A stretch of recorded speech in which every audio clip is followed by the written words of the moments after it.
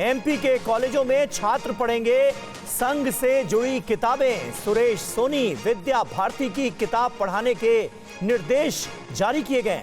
भारतीय ज्ञान परंपरा प्रकोष्ठ की लिस्ट में 88 किताबों को शामिल किया गया है।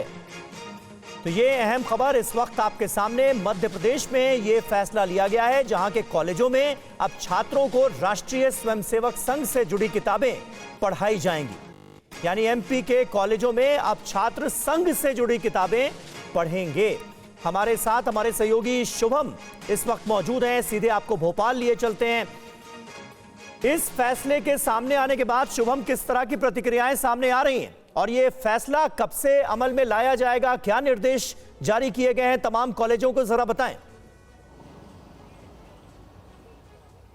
देखिए समीर, 2 अगस्त को ये आदेश जारी किया गया है मध्य प्रदेश के उच्च शिक्षा विभाग द्वारा, जिसमें कहा गया है कि भारतीय ज्ञान प्रकोष्ठ जो होता है कॉलेज में, उसके अंतर्गत 88 किताबें कॉलेजों को जन भागीदारी के ज़रिए खरीदनी होगी। और ख़ास बात यह है कि ये वो किताबें हैं जो कि संघ प्रचारकों नेताओं द्वारा लिखी गई है, जिसमें सबसे बड़ा नाम सुरेश सोनी का भी है। और इसको लेकर अब मध्य प्रदेश में बवाल है। कांग्रेस इस पर आपत्ति जाहिर की है। कांग्रेस ने कोर्ट जाने तक की बात कह दी है। जो पूर्व विधायक कुणाल चौधरी वो कह रहे हैं कि नफरत का पाठ अब मध्य प्रदेश में क्या छात्रों को पढ़ाया जाएगा? यहाँ पर आप वैज्ञानिकों द्वारा लिखी हुई किताबें पढ़ा सकते हैं, मगर संघ के द्वारा जो किताबें लिखी है नेताओं द्वारा, उनकी किताबें पढ़ने की आखिरकार क्या ज़रूरत है? दूसरी तरफ बीजेपी के जो प्रदेश अध्यक्ष हैं वो खुद आगे आए हैं। उन्होंने हमसे भी बातचीत की है समीर, और वो ये कह रहे हैं कि इसमें गलत क्या है। जो विद्यार्थी हैं, अगर उनका बौद्धिक ज्ञान इन किताबों से बढ़ता है तो इसमें कोई गलत बात नहीं है। अगर शिक्षा का जो भगवाकरण का आरोप कांग्रेस लगा रही है, उस पर भी वो प्रमुखता से कह रहे हैं कि इसमें किसी तरह की कोई दिक्कत नहीं है।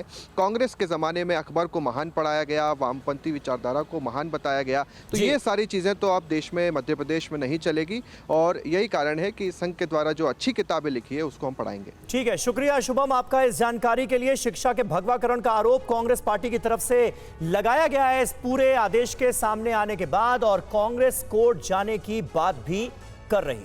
आपको बता दें, मोहन यादव सरकार के इस फैसले पर कांग्रेस की ओर से कई तरह के आरोप लगाए गए हैं, कई तरह के सवाल उठाए गए। हमारे संवाददाता शुभम गुप्ता ने कांग्रेस नेता कुणाल चौधरी से खास बातचीत की। आपको सुनवाते। हमारे साथ बातचीत करने के लिए कांग्रेस नेता पूर्व विधायक कुणाल चौधरी जी हैं।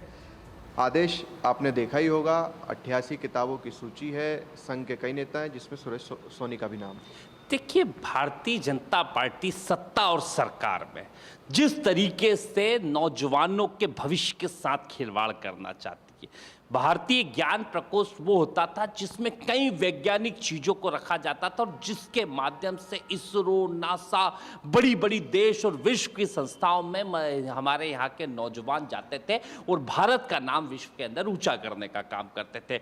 आज ये ज्ञान प्रकोष्ठ रह गया कि अज्ञान प्रकोष्ठ इन्होंने कर दिया कि क्या भारतीय जनता पार्टी के नेताओं की, आरएसएस की घृणा और नफरत की राजनीति की चीजें नौजवान पढ़ेंगे?